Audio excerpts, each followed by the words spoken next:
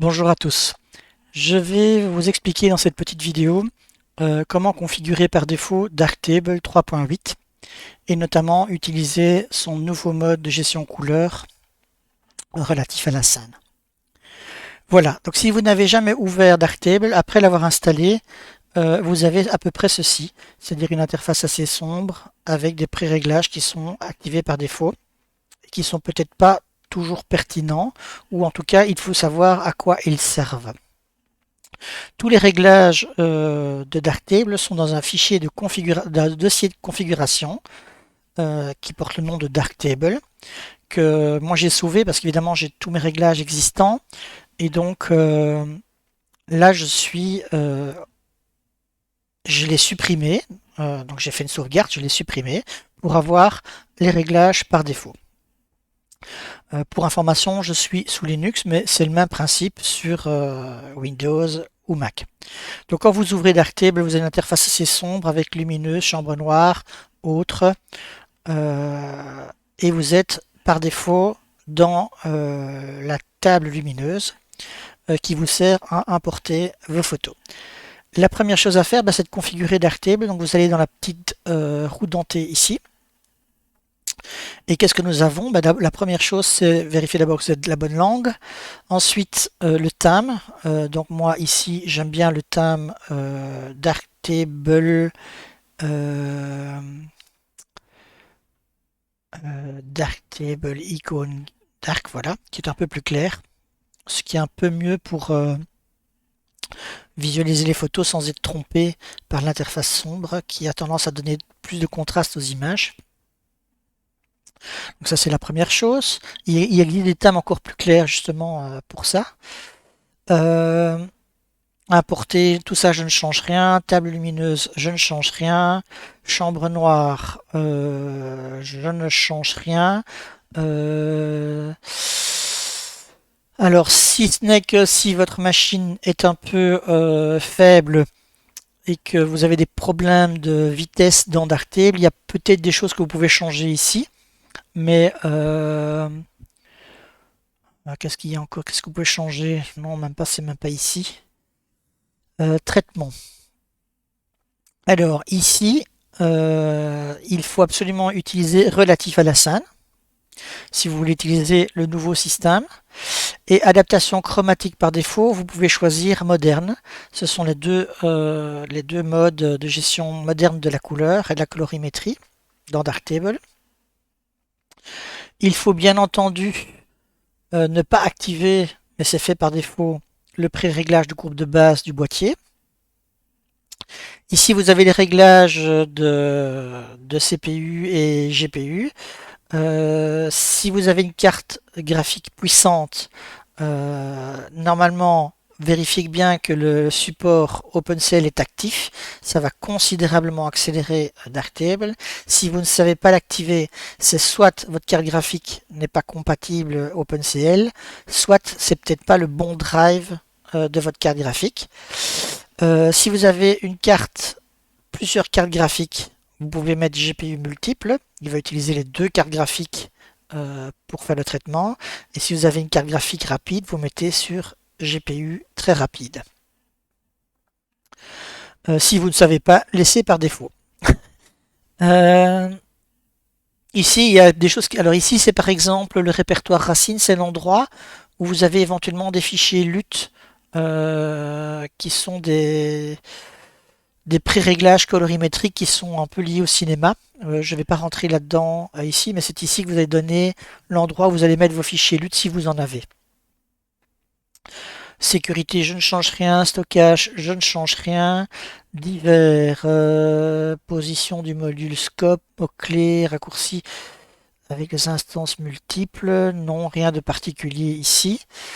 Raccourcis, ça on verra après, mais c'est évidemment important de créer des raccourcis parce que ça facilite grandement la vitesse de fonctionnement dans Darktable. Pré-réglages, c'est ici que sont stockés vos pré-réglages, on verra ça plus tard. options Lua, ce sont des options si vous utilisez des logiciels autres qui sont liés à Darktable, par exemple Panorama, Huggins, GIMP, etc. Vous pouvez avoir un passage d'une application à une autre via les scripts Lua, mais je ne vais pas parler de ça aujourd'hui et maintenant. Donc voilà, donc maintenant Darktable est ouvert. La première chose à faire, c'est d'importer une galerie de photos. Donc vous allez sur importer ici en haut à gauche. Je vais faire F11 pour être en plein écran. Et là, je vais importer, je vais ajouter une bibliothèque. Faites si possible cela sur un disque qui est présent dans l'ordinateur ou qui est tout régulièrement présent. Parce qu'évidemment, si vous importez une galerie photo et que ce disque est démonté, ben évidemment, il n'aura plus Darktable n'aura plus accès aux photos. Donc ici, je vais chercher dans mon dossier personnel Alt Raw et j'ai fait une galerie qui s'appelle Live. Voilà, ici, je fais ajouter à la bibliothèque. Donc là, ce que je viens de faire, c'est qu'il a importé les photos avec aucun réglage, sauf si dans le dossier que vous avez importé de fichiers RAW, vous avez déjà des fichiers XMP générés par Darktable qui portent le même nom que vos fichiers RAW. Donc je m'explique. Si vous avez une photo qui s'appelle DSCF 3 2010 comme ici .raf et que vous avez un fichier qui porte le même nom mais au lieu d'être .raf qui s'appelle .xmp, c'est un fichier de réglage RAW. Et évidemment, Darktable va lire ce fichier et va appliquer le réglage. Donc ici, moi j'ai volontairement enlevé tous les fichiers XMP de ce dossier pour avoir quelque chose de totalement neuf et neutre dès l'ouverture. Ce que vous voyez ici dans la table lumineuse, ce ne sont pas les fichiers RAW, mais ce sont des JPEG générés par le boîtier photo intégrés à votre RAW. C'est plus rapide à afficher, mais ça n'affiche pas réellement ce qu'est votre RAW, mais l'interprétation que votre appareil photo a fait de ce RAW. On verra pour cette photo par exemple ce que cela a comme incidence. Je vais ouvrir une image ici, voilà par exemple cette image-ci. Et donc elle est telle que la photo a été faite en RAW.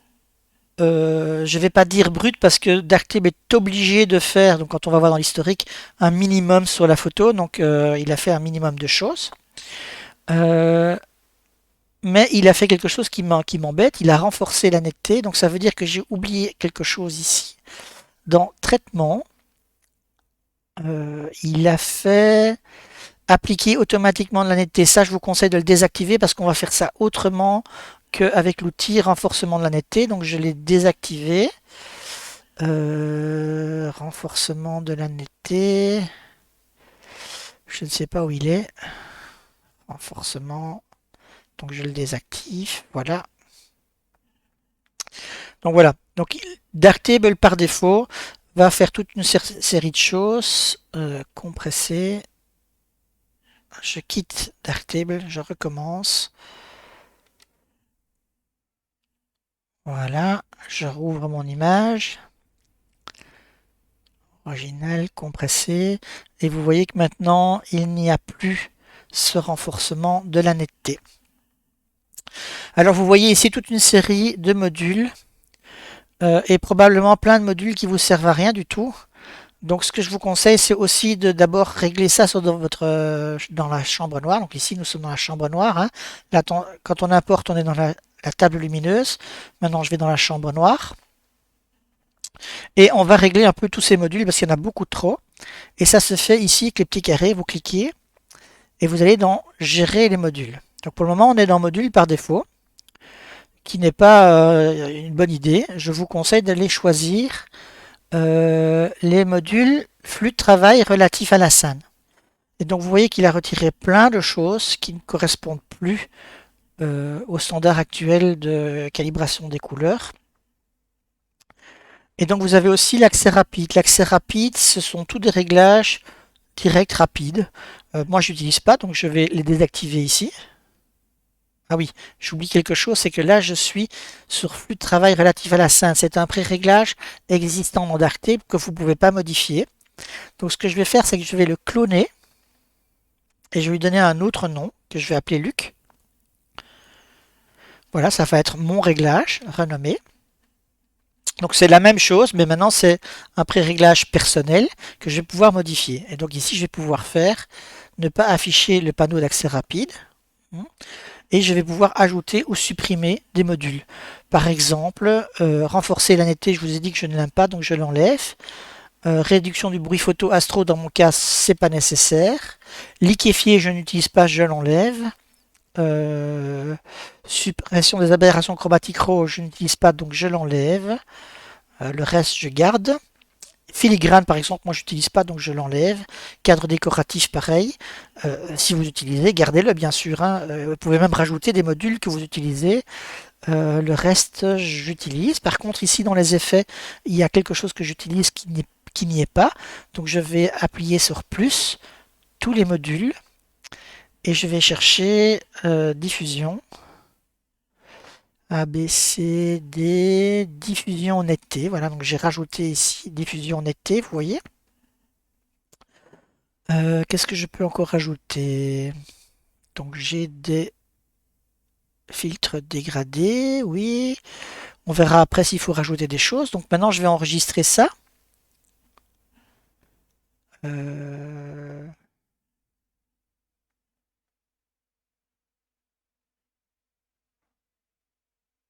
Voilà. Je pense que je peux quitter. Voilà. Et donc maintenant si je vais faire ici choisir Luc, ben, vous voyez que j'ai tout ce que j'ai demandé, c'est-à-dire que j'ai beaucoup moins de choses. Donc ça c'est le premier, c'est tout ce qui est utilisé sur cette photo-ci. Et ça ce sont les bases, les couleurs, les améliorations et les effets. Mais vous pouvez choisir que, par exemple, si vous voulez filtre dégradé dans couleur, vous pouvez le déplacer dans couleur.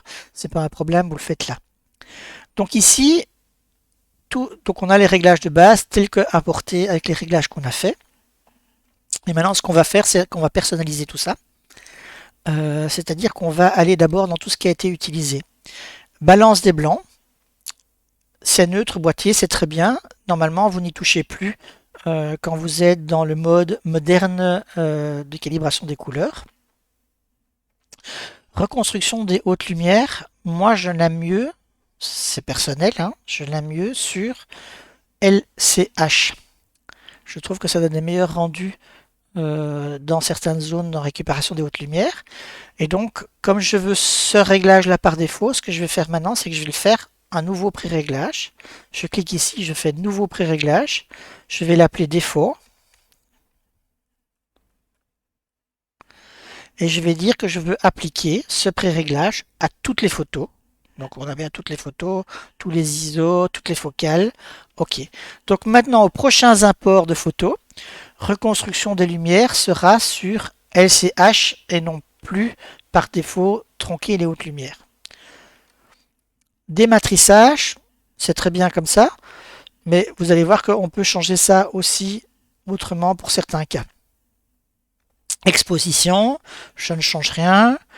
Profil de couleur d'entrée, je ne change rien. Calibration des couleurs, je ne change rien. Par contre, Filmic, je change des petites choses dans Filmic. Donc si vous allez dans Look, vous voyez qu'il y a 1, 2, 3, 4 onglets. Mais moi j'aime bien d'avoir des choses en plus, donc je vais dans Options, je coche ceci et je décoche ceci. Et vous voyez maintenant dans Look, j'ai des choses en plus. Ça me permet de changer le contraste et la dureté. Donc ce changement maintenant, eh ben, je vais en faire un pré-réglage par défaut. Donc je vais ici, nouveau pré-réglage, et je vais l'appeler défaut. Appliquer automatiquement. OK. Voilà. Donc maintenant dans Filmic, j'ai des options en plus dans Filmic. Et il n'y a pas que ça. Moi j'aime en général les images un peu plus saturées, donc je vais rajouter un peu de saturation. Je vais chercher mon réglage par défaut. J'augmente ma saturation. Et puis je reclique ici et je fais mettre à jour le pré-réglage défaut. Oui. Voilà. Donc maintenant par défaut, il y aura un petit peu plus de saturation dans mes photos. Encore une fois, c'est quelque chose de personnel, hein. C'est pas une obligation de faire exactement comme moi dans vos réglages par défaut. Donc nous avons fil filmique, profil de couleur, de sortie, je ne change rien. Calibration des couleurs. Alors, calibration des couleurs, par défaut, il est comme ça, mais moi, je l'aime bien tel que pris par le boîtier. Donc, je veux que dans cette photo-ci, on ne voit pas vraiment une différence, mais moi, je l'aime bien comme ça. Donc, qu'est-ce que je fais? Encore une fois, nouveau pré-réglage, défaut, appliquer automatiquement, OK. Et donc, maintenant, toutes mes photos seront telles que prises par le boîtier. Je ne dois plus le faire. Ça, c'est des premiers réglages. Alors, maintenant, on va aller dans les améliorations. Mon objectif étant un objectif reconnu par LensFun, j'aimerais bien que automatiquement les corrections de l'objectif soient appliquées. Donc vous voyez qu'il a bien détecté que c'est fait avec un Nikon Z7. Donc je l'active. Je l'active. Vous voyez qu'il a fait des corrections de l'objectif.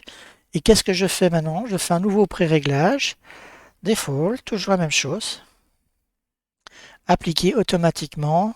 OK. Et maintenant, toutes les photos qui vont être importées et qui auront un objectif et un boîtier reconnu, eh ben, seront automatiquement corrigées. Réduction du bruit, pareil. Il a détecté que c'est un profil ISO 125 pour un Z7. Donc, il a trouvé correctement mon réglage. Donc, je voudrais que la réduction du bruit soit activée et j'aime bien que ce soit un petit peu plus lisse dans les hautes fréquences que dans les basses fréquences. Donc, je change comme ceci.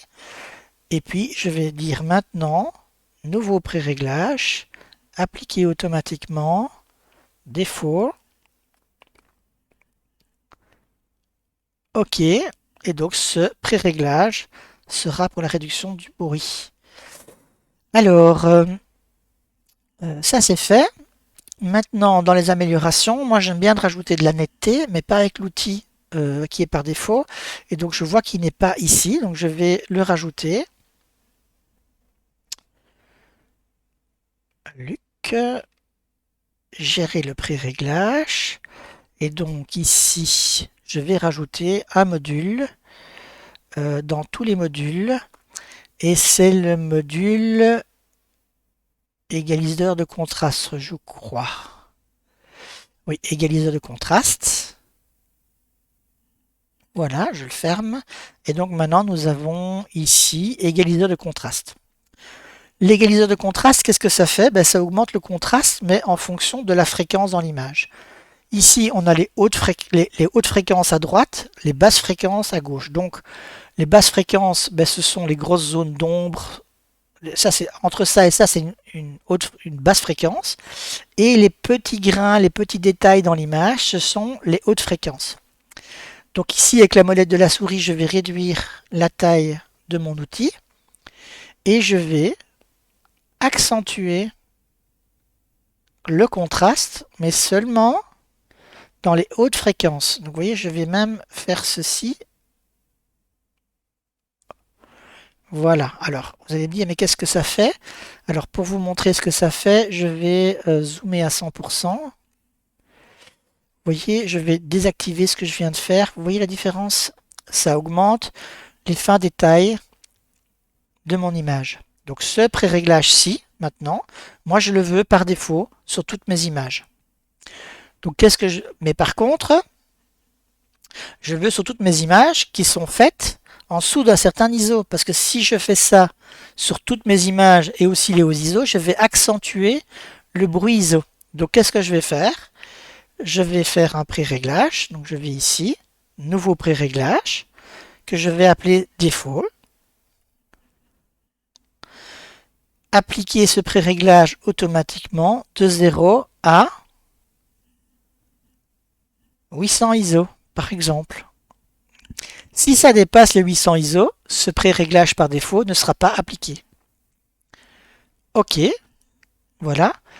Et donc maintenant, j'ai une accentuation de netteté, j'ai un réglage filmique, j'ai un réglage de récupération des hautes lumières personnalisées. J'ai Filmic avec une petite saturation que j'ai mise, mais il y a aussi le contraste local. Alors le contraste local, je vais simplement l'activer. Donc le contraste local, je vais réduire mon image pour que vous voyez bien. Donc je l'active, désactive, vous voyez, ça crée du contraste local. Donc moi je l'aime assez bien comme ça. Et donc qu'est-ce que je vais faire? Nouveau pré-réglage, default, pareil, hein. Appliquer automatiquement. OK. Et donc voilà, tout ça sera appliqué automatiquement aux images. Donc si maintenant je reviens sur mon image originale brute, quand je vais faire compresser, tous ces pré-réglages que nous venons de faire sont appliqués aux images. Et idem pour toutes les autres images que je vais importer. Donc je n'aurai même pas besoin de faire compresser l'historique, ça se fera automatiquement à l'import.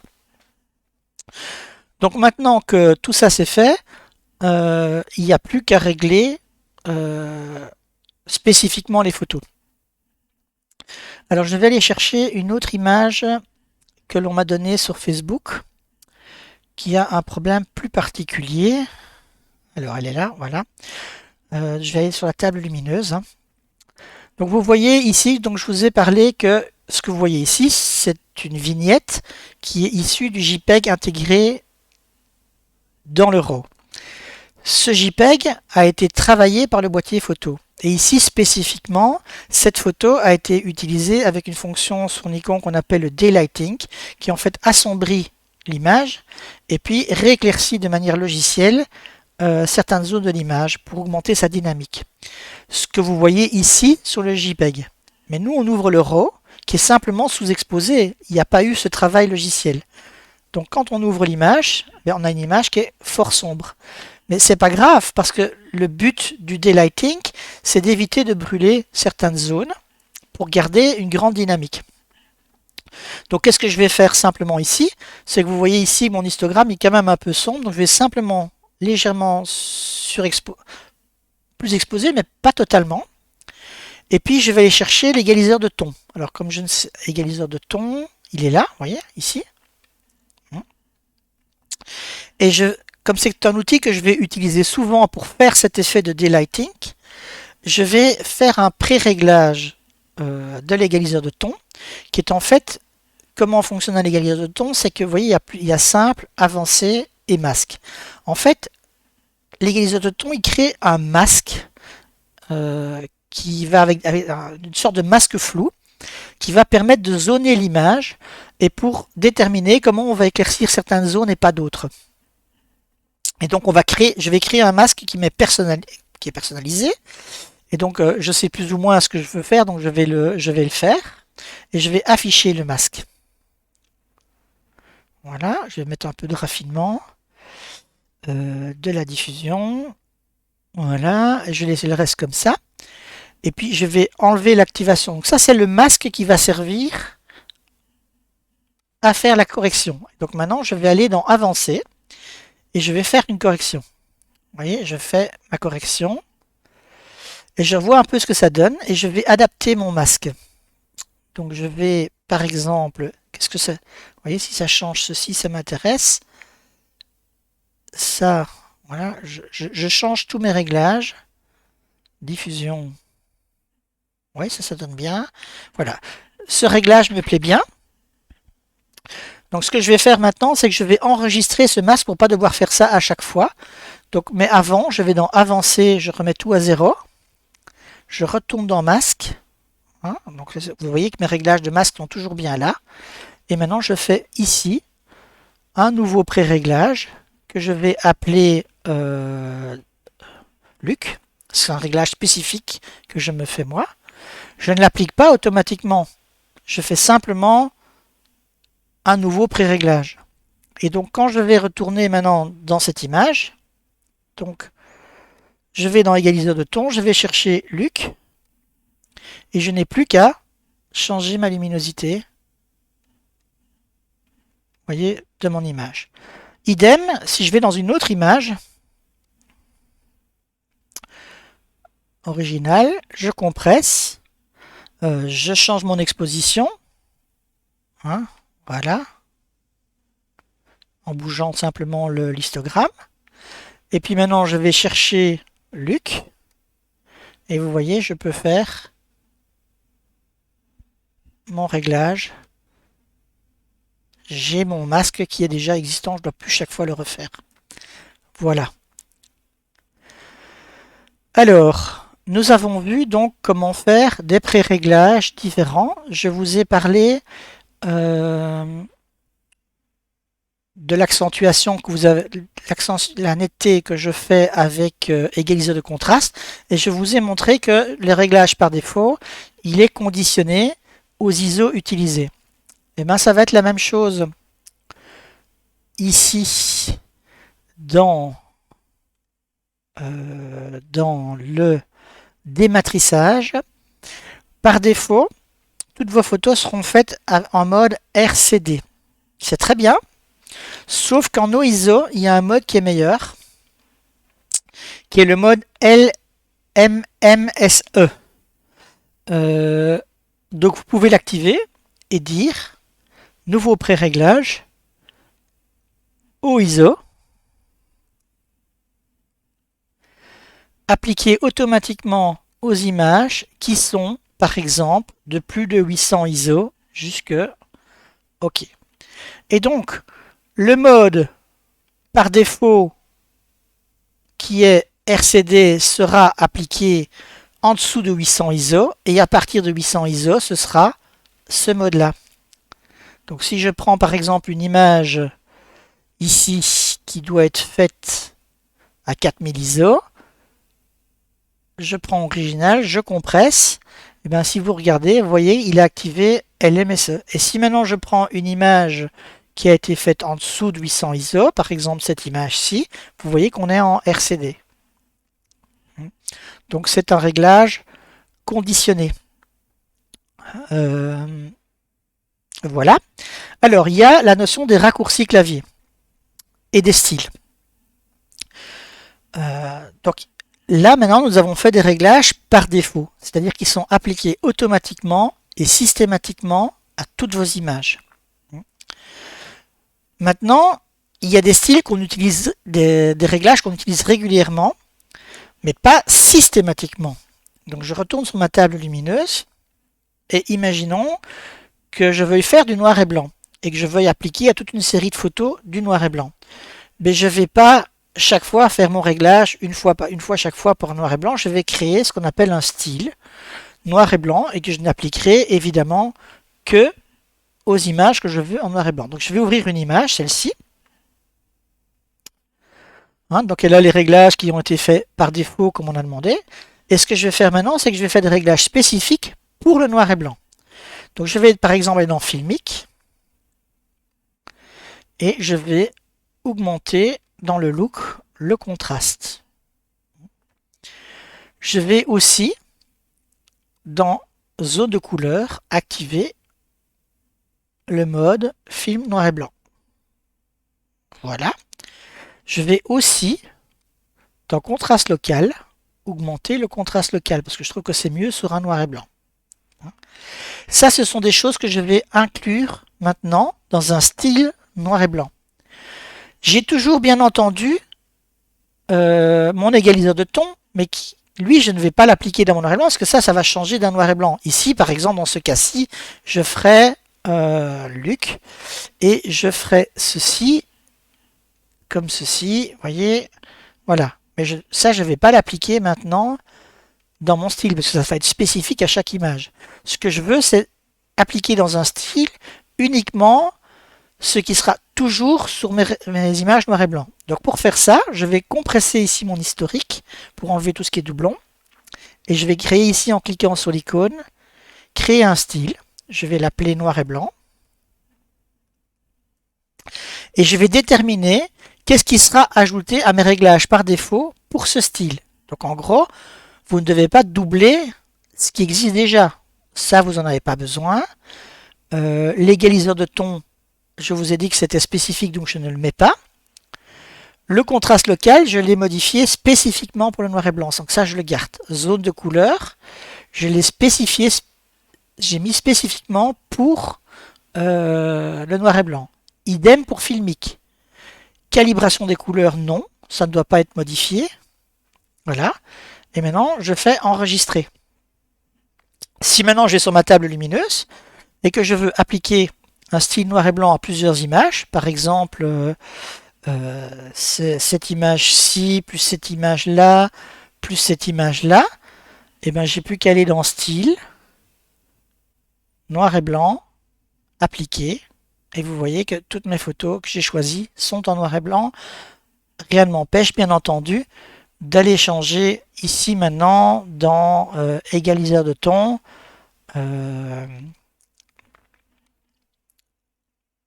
de faire une petite correction spécifique pour cette image-ci, mais le gros du travail noir et blanc est déjà inscrit dans un style.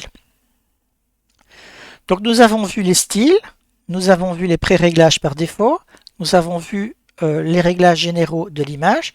Maintenant, ce que nous allons faire, c'est les raccourcis clavier. Les raccourcis clavier, vous pouvez les configurer ici dans raccourcis. Par exemple, les styles, dans option globale, je vais aller dans les styles. Appliquer noir et blanc.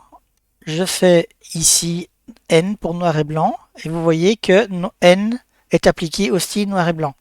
Donc maintenant, je peux fermer ceci. Je vais dans ma table lumineuse.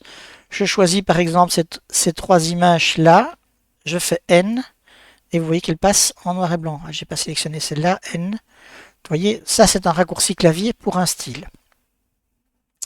Maintenant j'ouvre cette image-ci. Je vais cette image-ci. Et je voudrais... Vous avez vu que je cherche chaque fois où sont les modules. Par exemple, recadrer. C'est quelque chose que j'utilise beaucoup. Donc je vais cliquer ici sur l'icône des raccourcis clavier. Je vais aller sur recadrer et je vais dire R. Voilà.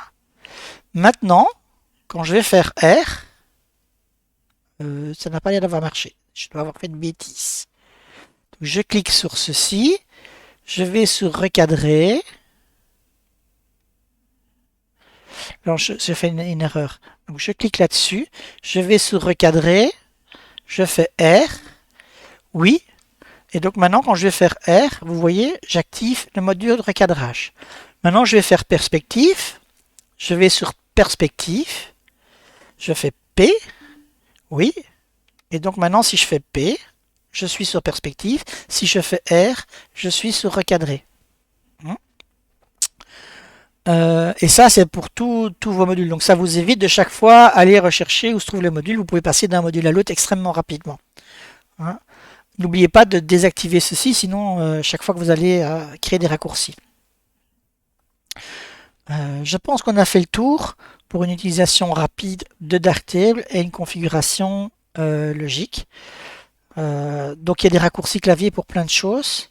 Donc ici, par exemple, je veux désactiver la barre de